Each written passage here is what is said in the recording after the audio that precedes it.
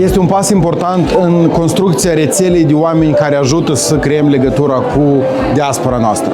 Deci, Biroul pentru Relații cu Diaspora, Cancelarea de Stat și Guvernul în întregime a lucrat mult ca să ajungă în etapa în care putem să avem o structură instituționalizată cu care să consultăm programele pe care noi le facem, cărora să le oferim suport în asigurarea interacțiunii dintre asociațiile de băștinași, oamenii care sunt aici în localitățile noastre și comunitățile noastre din diaspora. Asta este foarte important pentru a putea crește numărul de proiecte și programe destinate implicării diasporei în dezvoltarea locală acasă. Direcțiile strategice pe care le alege Alianța, și asta este partea bună a constituirii unei asemenea organizații, că ei și le definesc singuri independență de priorități. Asta este completamente o inițiativă alimentată de nevoile locale și de interacțiunile care le au cu diaspora. Respectiv, un element esențial este că aceste direcții vor sta la baza și a priorităților guvernului ulterior, dar vor avea și flexibilitatea să schimbe independență de nevoile locale, dar și de potențialul diferitor asociații diasporale să contribuie și a comunității din diaspora